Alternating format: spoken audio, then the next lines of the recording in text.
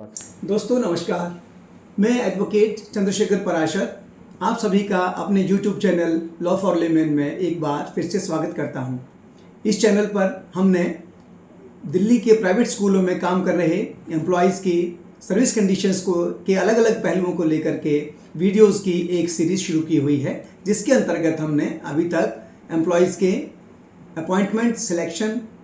Probation, conformation, 7th पे commission, resignation और departmental inquiry जैसे पहलुओं को लेकर के वीडियोस बनाए हुए हैं। आप इसी चैनल पर यानी लॉ फॉर लेमैन पर जाकर के आप देख सकते हैं और इनका लाभ उठा सकते हैं।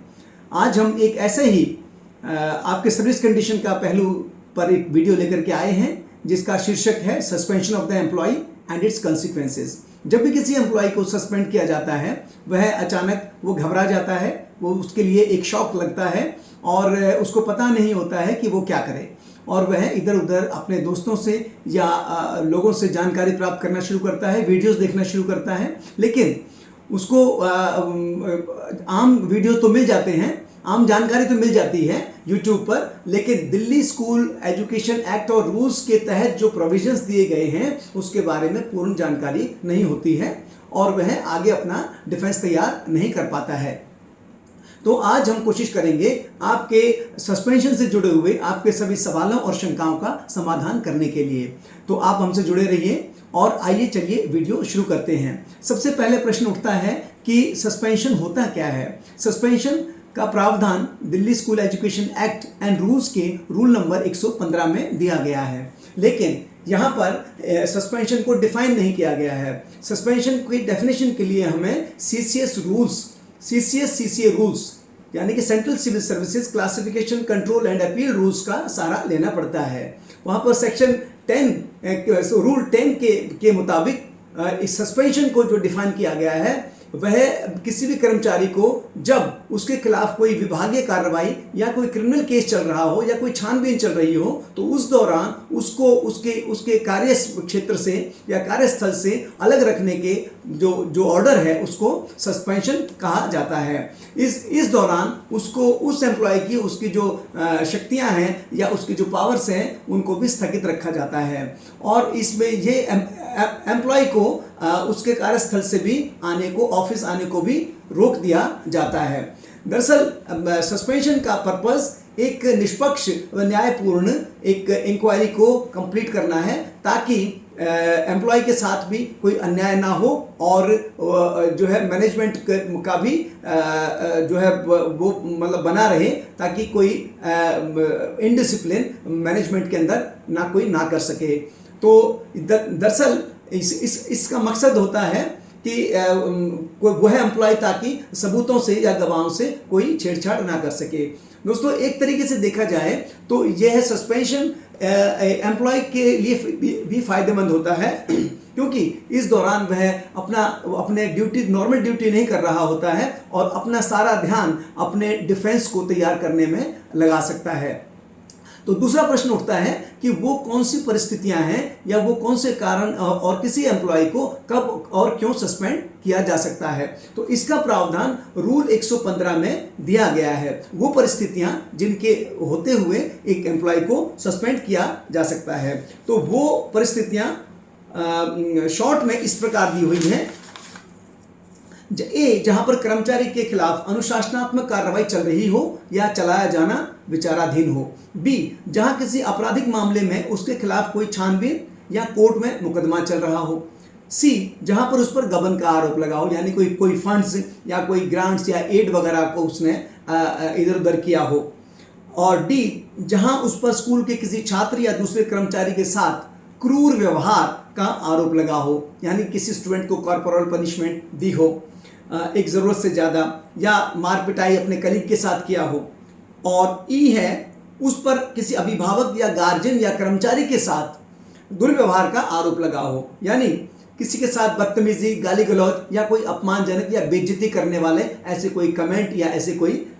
उसने बात कही हो। और आखिर में है वो वह परिस्थिति है जहां उस पर आचार संहिता के भंग करने का आरोप लगा हो। आचार संहिता आपको पता है Delhi school education act and rules के रूल नंबर 123 में दी गई है। आप सभी को ध्यान रखना है और इसको पढ़ते रहना है। रूल 123 में वो आचार संहिता दी गई है जिसको आपको सभी को पालन करना होता है, और आप इसको ध्यान से पढ़ें ताकि मैनेजमेंट इसका फायदा उठा करके कोई भी आरोप लगा करके आपको किसी डिपार्टमेंटल इंक्वायरी में ना फंसा सके। अब अगला प्रश्न उठता है कि आप ये सस्पेंशन करने का जो अधिकार है वो किस अथॉरिटी के पास है। दोस्तों, सस्पेंड करने का एक एम्प्लॉय का अधिकार सिर्फ मैनेजिंग कमेटी को है, क्योंकि मैनेजिंग कमेटी ही दिल्ली स्कूल एजुकेशन एक्ट के अंदर एक अपॉइंटिंग अथॉरिटी है, और अपॉइंटिंग अथॉरिटी से नीचे कोई अथॉरिटी है तो उसको ना तो सस्पेंड करने का अधिकार है और ना ही डिपार्टमेंटल इंक्वायरी कंडक्ट करने का अधिकार है। तो अगर कोई भी दूसरा अधिकारी, चाहे चेयरमैन हो, चाहे प्रिंसिपल हो या मैनेजर हो, अगर जो बिना मैनेजिंग कमेटी के परमिशन के कोई सस्पेंशन का ऑर्डर पास करता है अपनी सिंगल कैपेसिटी में, तो वो गलत है, इलीगल है, इनवैलिड है, और उसको हाई कोर्ट में चैलेंज किया जा सकता है और उसको जो है इनवैलिड डिक्लेयर किया जा सकता है। इसके बाद सवाल उठता है कि एक एम्प्लॉय को एक बार में कितने दिनों तक सस्पेंड रखा जा सकता है। दोस्तों, मैं आपको बता दूं कि एक एम्प्लॉय को सेक्शन 8 जो कहता है दिल्ली स्कूल एजुकेशन एक्ट का कि बिना डायरेक्टर के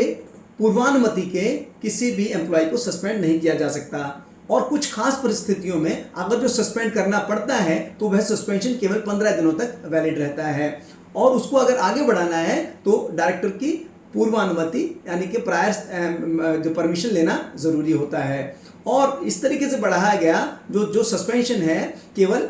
6 मंथ के लिए ही वैलिड होता है, और 6 मंथ के बाद मैनेजमेंट को उसको रिव्यू करना ज़रूरी होता है, और अगर जो मैनेजमेंट उसको आगे बढ़ाना चाहती है 6 मंथ से भी ज़्यादा, तो उसको मैनेजमेंट को राइटिंग में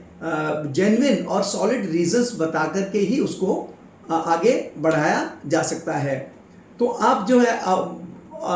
इस ऑर्डर ये जो order of extension of suspension beyond 6 month है, इसको अगर आप समझते हैं कि ये गलत है, नाजायज़ है, तो आप इसको चैलेंज भी कर सकते हैं डायरेक्टर ऑफ एजुकेशन के सामने। यहाँ पर डायरेक्टर ऑफ एजुकेशन का रोल शुरू हो जाता है, और डायरेक्टर ऑफ एजुकेशन को अगर ये लगता है कि यह जो एक्सटेंशन है ऑफ सस्पेंशन नाजायज़ है, विदाउट एनी जेन्युइन रीजंस है और मैलाफिडी है, तो वह उसको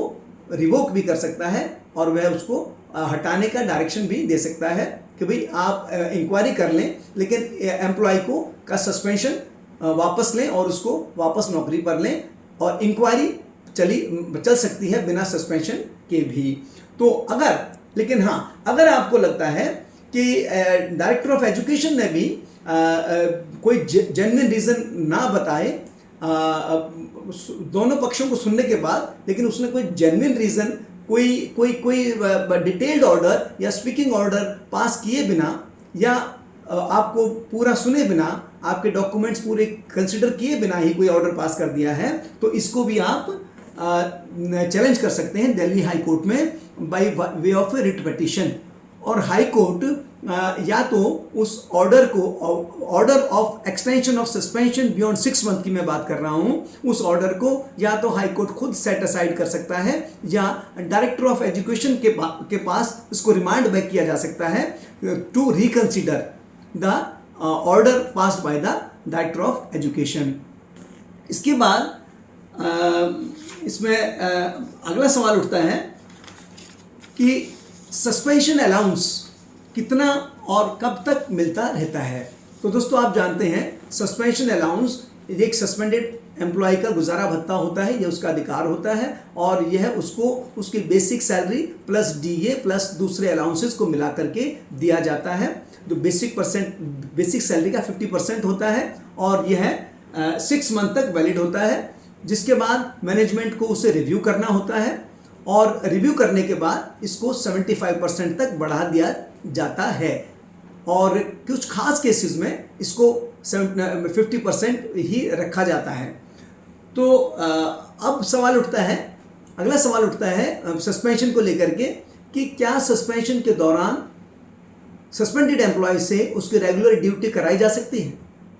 तो दोस्तों इस बारे में सुप्रीम कोर्ट का लॉ सेटल्ड है कि सस्पेंडेड एम्प्लॉय से उसकी रेगुलर ड्यूटीज़ नहीं करवाई जा सकती, और अगर जो कोई ऐसा मैनेजमेंट ऐसा करती है तो यह गलत है और उसको चैलेंज किया जा सकता है, और हाई कोर्ट में रिट पिटिशन लगा करके, और हाई कोर्ट मैनेजमेंट को जिस दौरान उससे रेगुलर ड्यूटीज़ ली गई हैं उस दौरान के लिए जो उसके समकक्ष जो एम्प्लॉयज़ हैं उनकी जो सैलरी है और जो अलाउंसेस है उसके बराबर उसको सैलरी और अलाउंसेस देना पड़ेगा। अब ये सवाल उठता है कि क्या किसी एम्प्लॉय को सस्पेंड करने से पहले कोई शो कॉज नोटिस या कोई कारण बताओ नोटिस या कोई प्रायर इन्फॉर्मेशन देना ज़रूरी होता है क्या? दोस्तों यहाँ यह आप जान लें कि सस्पेंशन करने के लिए कोई मैनेजमेंट कोई जिम्मेदारी नहीं है कि एम्प्लॉय को पहले कोई नोटिस दे या कोई उससे कोई शो कॉज नोटिस दे करके उसका जवाब मांगे। क्यों? क्योंकि इसका उद्देश्य होता है कि एक इंक्वायरी करना और सबूत और गवाह इकट्ठे करना। तो वो मैनेजिंग कमेटी एक प्रिलिमिनरी इंक्वायरी जरूर करवाती है सस्पेंड करने से पहले, लेकिन उसमें एम्प्लॉय का कोई रोल नहीं होता है। वहाँ पर वह सिर्फ यह है पक्का करने के लिए कि एम्प्लॉय ने कोई ऐसा कोई मिसकंडक्ट किया है या नहीं,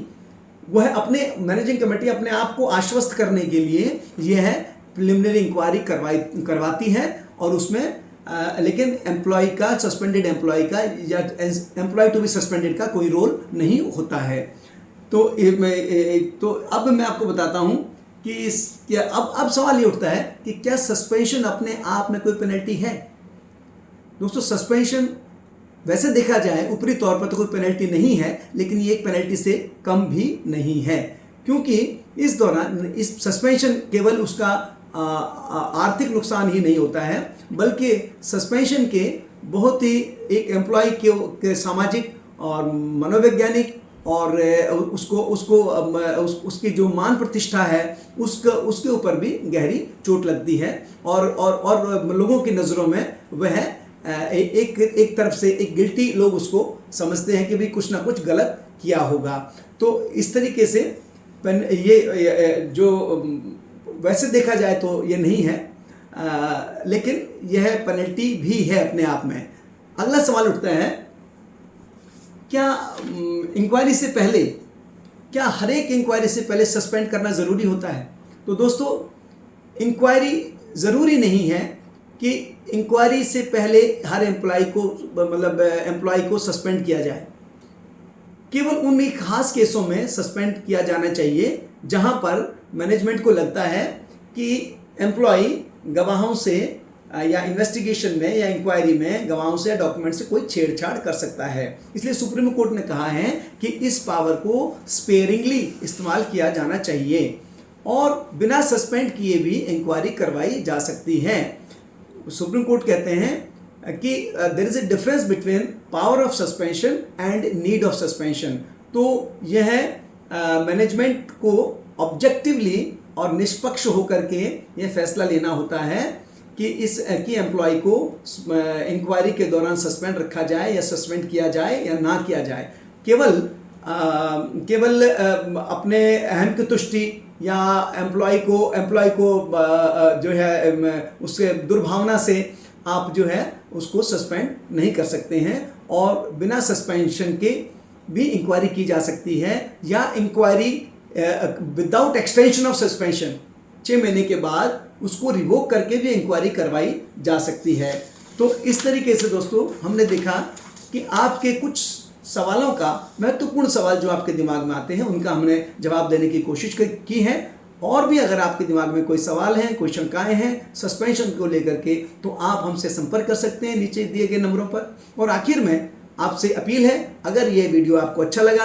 अगर जो आपको जानकारी अच्छी लगी, तो आप इसको लाइक, शेयर, सब्सक्राइब और फॉरवर्ड जरूर कीजिए। हम फिर एक कोई ऐसा ही आपके सर्विस कंडीशन से जुड़ा हुआ पहलू पर कोई वीडियो लेकर के जल्द ही आएंगे। तब तक के लिए आज्ञा दीजिए। धन्यवाद।